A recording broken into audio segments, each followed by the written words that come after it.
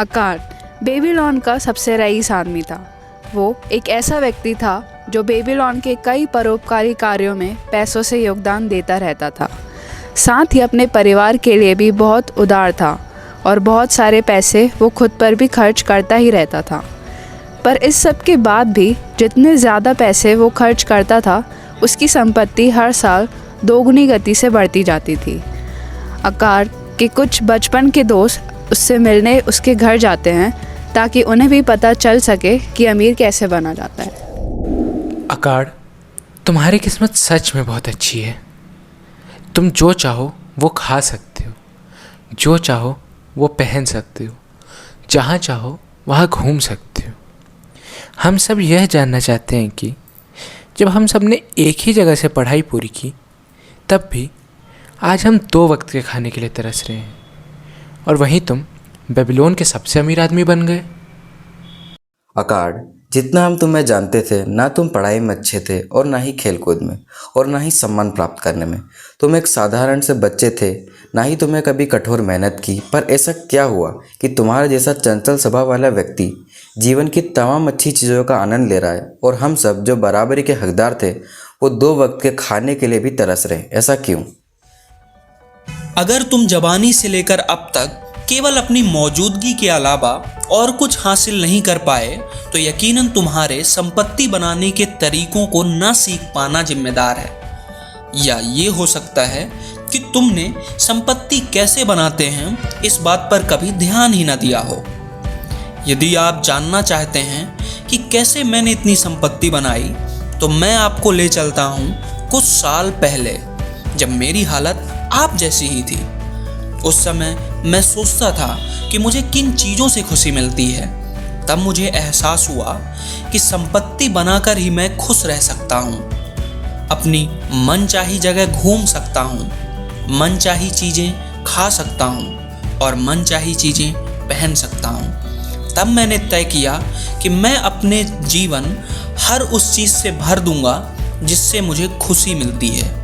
मैं उन लोगों की तरह नहीं बनूंगा जो और लोगों को आनंद उठाता देखकर दूर से ही तरसते रहते हैं। तब मैंने सोचा कि मैं धन एकत्रित करने की प्रक्रिया के बारे में सोचूंगा। तब मैंने एक मुंशी की नौकरी की ताकि मुझे पैसे के लेन देन के बारे में जानकारी मिल सके और साथ ही उन लोगों से मिल सकूं और उनके पास बैठ सकूं जिनके पास बड़ी संपत्ति है। मैं पूरा दिन मिट्टी के ढेर में बैठकर मेहनत करता था। महीने साल मैंने खूब काम किया, पर मेरे पास बताने लायक कुछ भी संपत्ति इकट्ठा नहीं हो पाई थी। एक दिन सूद पर पैसे देने वाला एल्गामिस उसके पास आया। अरे बरखुरदार, मुझे 9वें मंजिल की एक प्रति चाहिए, और अगर ये काम तुमने समय में कर दिया तो मैं तुम्हें तांबे की 2 मोहर दूंगा। एल्गामिस, आप बहुत बड़ी संपत्ति के मालिक हो। क्या मेरे काम के बदले आप मुझे सिखाएंगे कि इतनी सारी दौलत आपने कैसे बनाई? मेरे बेटे, क्यों नहीं।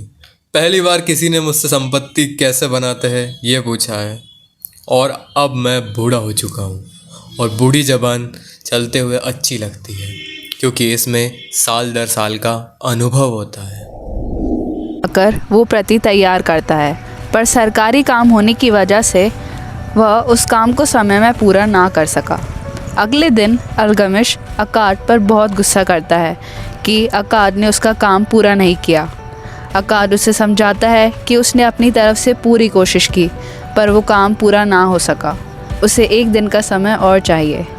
1 दिन बाद अकार्ड उस काम को पूरा कर लेता है और अल्गमिश से संपत्ति बनाने का राज पूछता है। मैं अपनी संपत्ति बनाने की राह तब जान पाया जब मैंने अपनी कमाई का 10वां हिस्सा सबसे पहले बचत के रूप में अलग करना सीखा। सिर्फ 10वां हिस्सा बचाकर क्या मैं आप कितना अमीर बन सकता हूँ? बस इतना ही आसान है?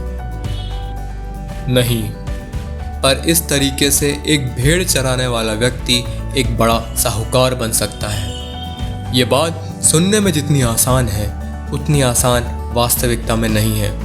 क्योंकि जब हमें अपने काम की आय मिलती है तो हम महंगे कपड़े पहनते हैं और जहाँ से कपड़े खरीदते हैं उस व्यक्ति को पैसे भुगतान करते हैं। ऐसे ही महंगी जगह खाना खाते हैं और उन्हें भी भुगतान करते हैं।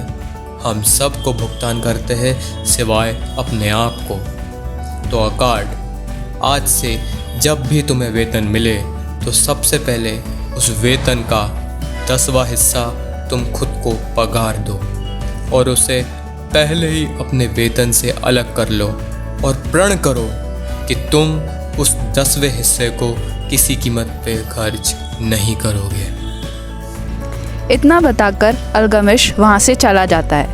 जिस तरह अल्गमिश ने अकार से कहा था, वह अपने वेतन का 10वां हिस्सा पहले ही निकाल कर रख लेता है। जैसे जैसे अकार की बचत के पैसे थोड़े बढ़ने लगते हैं, उसे आए दिन बहुत से लालच आने लगते कि मैं बाज़ार जाकर ये खरीद लूँ या वो खरीद लूँ। पर अल्गमिश की वो बात उसे याद आ जाती है कि ऐसा करने से वो उन सबको भुगतान करेगा सिवाय अपने आप को, इसलिए वो हमेशा रुक जाता था।